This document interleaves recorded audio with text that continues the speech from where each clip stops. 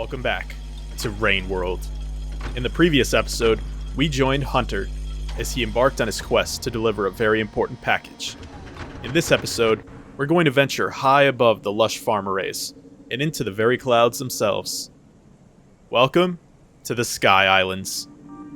The Sky Islands are a bubbly, floaty region with a heavy emphasis on quick thinking and tight platforming. The bright sunshine and illuminated orange skies are the defining traits of this region's aesthetic. But don't let the inviting atmosphere take you for a fool. The Sky Islands are notorious for housing some of the most agile and dangerous predators in the game. In fact, to many who have experienced Hunter's campaign, this is often touted as one of his most difficult regions to traverse. Yes, only the second area in, and already Hunter is going to be faced with heavy adversity. And we're going to experience just about all of what the game hopes to throw at us in this part. The video length is no lie. This is going to border on being the longest episode of Hunter's adventure, and for good reason. There's a lot to show, and plenty more to conquer. So let's get dangerous. Immediately, we were introduced to a new creature. The green freak we ran past is known as a Centowing. Yes, evolution is a cruel mistress indeed. Hunter may have his feet off the ground, but the open-air environments of this region are the perfect feeding ground for all of nature's aerial abominations. Thankfully, Centowings are too busy huffing their own nightmare fuel to care too much about Hunter's initial presence. But after about 7 seconds of close proximity, they'll suddenly realize what their purpose is in life and make a beeline for the nearest creature to instill it with a master class in fear. If it's alright with those of you watching at home, we're just going to ignore that guy for the sake of keeping whatever sanity I have left. Long leaps of faith are the name of the game here, with little to grab onto if you're unfortunate enough to come up short. I need to stress this. It's a long fall back down to the farm arrays. Far too long of a fall for Little Red to survive. Bottomless pits are plentiful, but it's what comes from above that truly gets me queasy here. The Sky Islands are home to just about everything that can fly, leap, or otherwise hover its way into our path. For every peaceful squidcada or noodlefly we come into contact with, there are new variations of lizards, centipedes, and of course, vultures. Chickens of demise, roosters of decay, whatever you want to call them. They're vicious bastards that will stop at nothing once they've locked eyes with anything that moves. Hunter is no exception. If you're caught out in the open when a vulture appears, you better pray you have a full arsenal on hand. And if you're unfortunate enough to be greeted by a king vulture, well, let's just live on the false hope that he's out of sight and out of mind. Hunter has now reached the interior section of the region. Antennas and decayed machinery run rampant across the floors and through the ceilings. But it's in these interior sections where we come across a new foe. Enter the yellow lizards. For as orange as they are, trust me, that's what the game calls yellow. Yellow lizards are pack hunters. They're able to communicate with each other using the long antennas that they've evolved over time. Employing the power of telepathy, these lizards will try to box you in and call out to their brothers to join the fight. When you see one yellow lizard, there's almost certainly more on the way. However, when isolated, their combat and movement abilities are quite limited. They come with enough agility to climb on poles, but lack a tongue for long-range combat, and typically go down in 2 clean spear throws. Personally, I consider them on the low end of the threat spectrum when it comes to lizards, but that doesn't mean they should be underestimated. In tight spaces with limited mobility, being hounded by yellow lizards is a death sentence. Managing your terrain and allowing yourself multiple ways out of a situation is the key to taking on a pack of these fiery reptiles. Speaking of ambush predators, we also came across a Dropwig, who has now rightfully taken his spot in hell. As to not overload you with new information, we'll discuss that sack of hatred another time. Surrounding this interior station are tons of completely open sky sections, with death pits covering every inch of the floor. Some screens will be straight up impossible for Hunter to traverse, forcing him to change his path on the fly. Others can only be passed using a bit of craftiness, but that's mainly up to the player to experiment with. Although some methods are certainly more reliable than the ones you'll see Hunter using in this video. In the bottom left corner, you may have seen a symbol appear on the screen and flash momentarily. This indicator acts as our timer for the day cycle. Something I haven't mentioned yet is that Rain World has many timed elements. When you spend enough time exploring, the sky begins to darken, and the rain begins to fall. This is no Minecraft or otherwise where you can simply brave out the night with your bare fists and go puddle jumping with the sheep. The rain in Rain World is lethal. Get caught in a rainstorm, and you have mere moments to get out of there and get your red little booty into a shelter. Think you're safe underground? Think again, Spider-Man! The rain is harsh enough to flood most interior rooms in a matter of seconds. A shelter is the only way to survive the rain cycle and awaken safely the next morning. This means that it's imperative to have a plan for your day. Venture too far, and you won't be able to make it back to your shelter in time. Keep in mind that shelters are often hidden in obscure corners of the map, so you can't always reliably bank on finding one by sheer happenstance. Ugh. Enter the pole plant, folks. Pole plants are the pinnacle of ambush predators in Rain World. Almost indistinguishable from normal poles under most circumstances, these plants rely on sticky substances and barbed tendrils to trap whatever is hapless enough to get caught trying to climb one. Imagine you're just going about your day, and the bus stop you're waiting at suddenly pulls you underground and slurps your organs out through a straw. That is how a pole plant does business. You can break their disguise and even kill them with a spear, but it's usually best to ignore them altogether. I've seen vultures fall down that hole and never come back. At long last, Hunter has arrived at the first shelter of the Sky Islands. To those who caught the previous episode, I explained that sheltering offers the player a ton of information about their progression level, the creatures they killed, collectibles in the region to be found, and other various challenges that are logged upon ending a cycle. However, for the sake of this playthrough, none of that is actually all that important for the viewing experience. To build on that, the shelter animation is literally the exact same minute-and-a-half long sequence every single time, so I don't find it necessary to show that off. So, for the remainder of the playthrough, I'm going to be editing out all of the hibernating animations.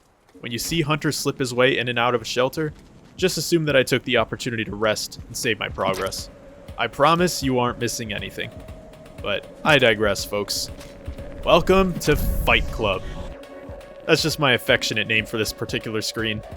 I swear this is one of the most active intersections in the entire game, with the way that all these creatures spawn just outside of it, lending to these extremely brutal wars that seemingly never end.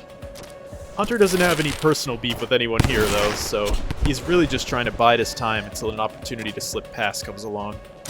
In addition to all this blood and torment, we've come across yet another new foe.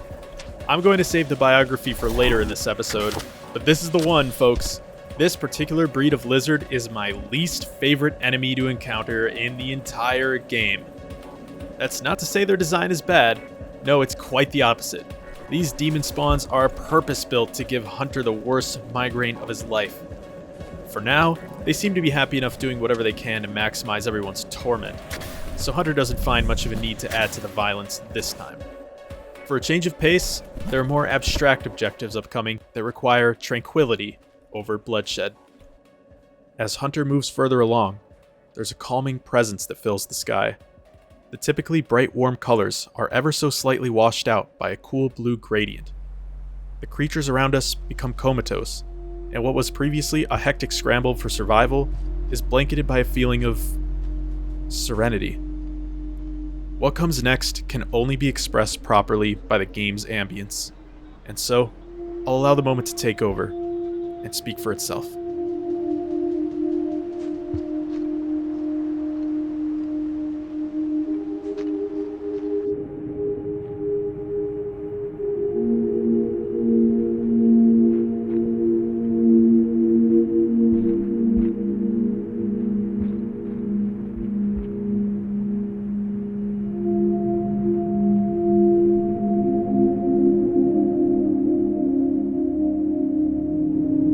Do you hear it, little one?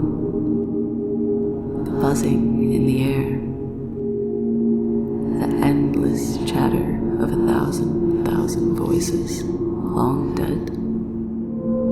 They are gone, and yet they speak, neither here nor there. Does that seem familiar? Yes, it is quite amusing for a being in my predicament.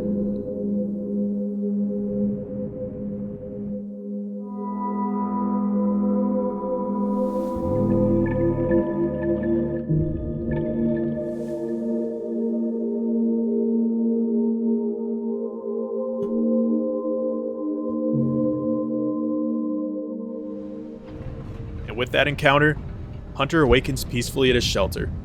The divine creature that we encountered is known as an echo, a being of immeasurable energy that seems to be trapped in a state of limbo. But to speak any further on the nature of the echoes would spoil the puzzle. For now, all we know for sure is that it graced us with an expansion to our maximum karma symbol. Consider it an expansion of Hunter's mind and spirituality as a whole.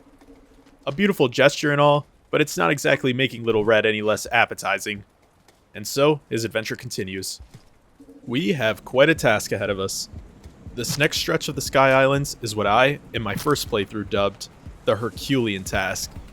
Yes, this stretch of platforming that Hunter is going to blow through in only a few minutes took me hours on my first attempt of this campaign. This was the first point in any of the 3 campaigns so far that really made me stop and say, throwing myself at this wall isn't doing anything. I need to fully plan my route if I want to succeed. And admittedly, there's a certain charm to figuring out how to make the most of your abilities and resources in this game that only got me further hooked on the experience. It wasn't just about playing the game anymore.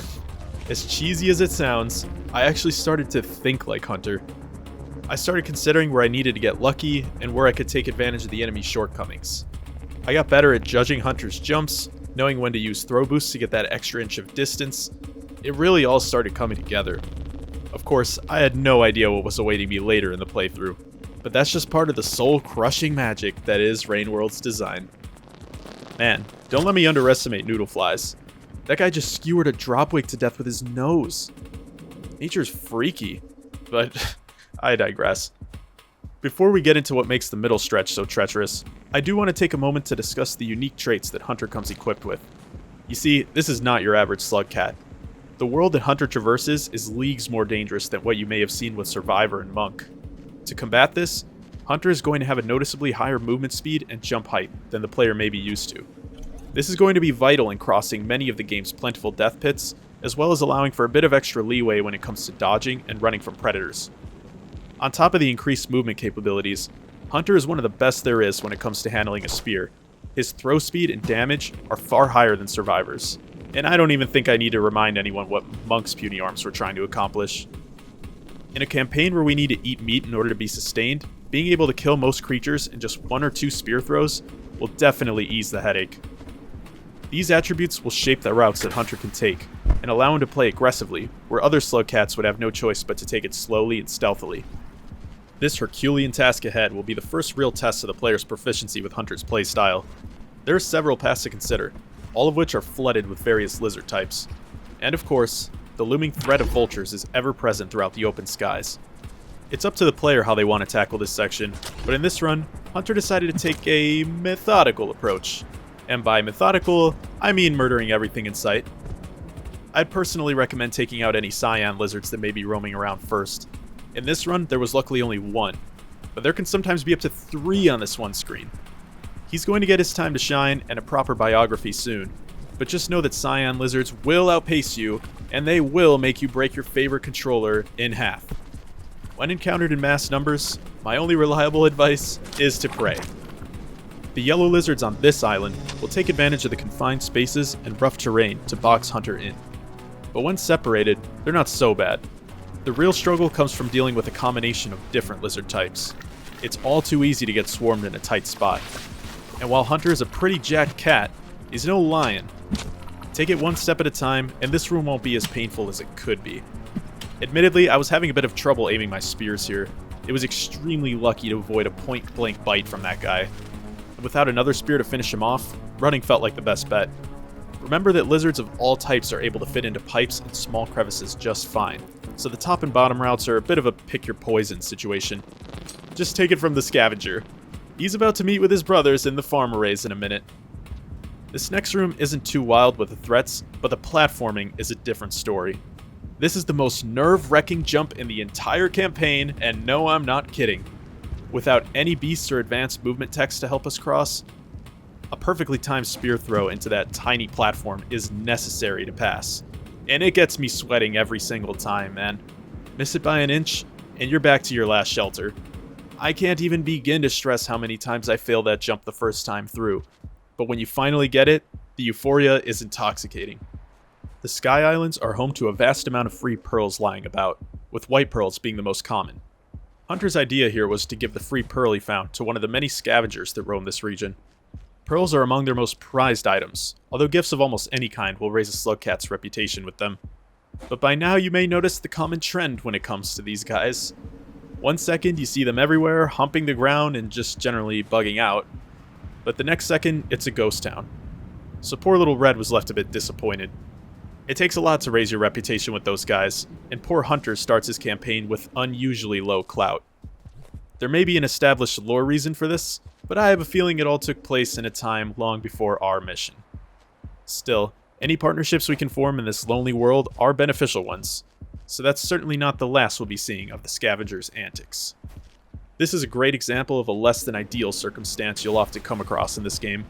Hunter is being hounded by one of, and soon to be two of, the most dangerous types of lizards, with no spear to defend himself with. Sometimes you'll be desperate for resources in a pinch, and it can certainly feel like the game is being extra stingy with the rocks and spears in those pivotal moments. The spear planted to the right is just trolling Red so hard right now. So, with a bit of misfortune and a bit of poor planning on my part, we've been chased all the way to the first death of this playthrough. And it's a long way down. Although I suppose I'd rather splat than be eaten alive. Death in Rain World can feel quite punishing. You're sent back to your previous shelter, and your current karma symbol goes down by 1. This usually isn't a big deal, but the gates at the ends of each region all require a certain karma level to pass. I'll discuss more about the nature of death and respawning in this game in the next episode, as believe it or not, there are upcoming pieces of lore that will accompany that discussion. I will be showing a majority of Hunter's deaths, but for the sake of maintaining a nice flow in this playthrough, I'm going to be editing out all of the retreading that comes after a death. However, folks, we are approaching a certain landmark of the Sky Islands that is quite significant to the lore. A subregion located above even the clouds themselves, known as the Communications Array. And venturing towards this subregion, we'll play a song that is iconic to any who have experienced this game in one way or another. To many, it's considered the best song in the game, and while it's not exactly my favorite, it would be criminal to talk over such a masterpiece.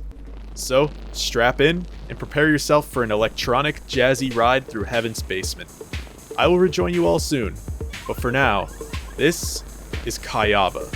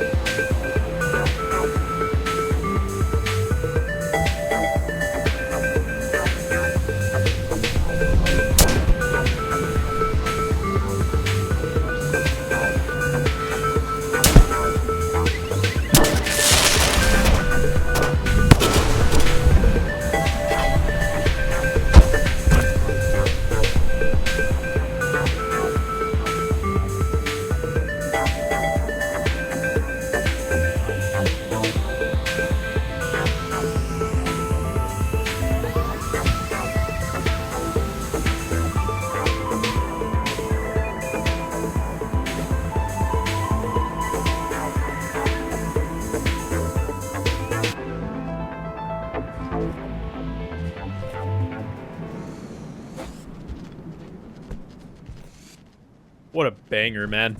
I couldn't ask for a more cinematic moment between Hunter and King Chicken himself. Your eyes did not deceive you, folks. King vultures are capable of launching harpoons from their heads that instantly kill whatever is impaled. It's rare to dodge a shot from a king, and even more rare to survive an open-air encounter with such a beast. But Hunter wanted to play the role of Mr. Macho Man this time, and to the surprise of everyone involved, it worked. And we even got a little souvenir from the exchange. But this memento is not just for show. The King Vulture's mask is among the most overpowered items in the game. It takes one hand slot to hold, but when a slugcat is in possession of the mask, every type of your average lizard will run away in terror. There is no more King Chicken. We are King Chicken. Because of the overpowered nature of the vulture mask, I'm making a super pinky promise to only use it for this region and the next upcoming one, for the sake of showing it off. And, definitely not because I'm a pussy that's afraid of cyan lizards. With the mask in hand, Hunter's confidence in the mission skyrockets. It was certainly bold for that squid Kayava to start a tussle with him, especially when Hunter has room for dessert. But that's just the nature of the food chain, folks. That meal is going to become very important in tomorrow's cycle. We are approaching the final stretch of the Sky Islands, and it's all tight platforming from here. Here felt like the perfect opportunity to shelter once more, which only means more room for some sushi. What do these guys taste like anyway? Funny enough, the squid Kayavas also interact with Hunter based on a reputation system. When the campaign begins, they do not like Hunter. And while they can't exactly hurt him directly, there are moments when squids will try to knock him off of poles, and you could see how that could be devastating in a region like the Sky Islands. In terms of increasing your reputation with them as a whole, there's certainly mechanics in place to do so, but I wouldn't worry about it too much. They're useful when they're useful, but I don't find that squid Kayavas have too much of a presence in the regions to come.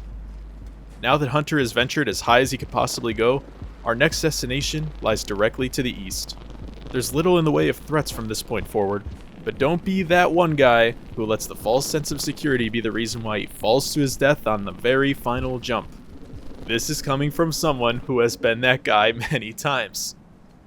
And great, we're stuck behind a slow walker. This is seriously the bane of my existence. Hunter, can we just... Yeah, thank you, buddy. I wasn't gonna be the one to say it, but... Anyway. The orange skies remain, but the warm brown grounds we've grown accustomed to will slowly harden into a rusted red infrastructure.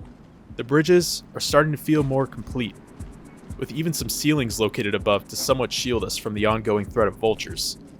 It's clear that whatever regions lie ahead of Hunter, they're slowly becoming less natural and more mechanical. We can only guess what will await us on the other side of the gates. I can say for sure that we'll probably see some pink lizards there.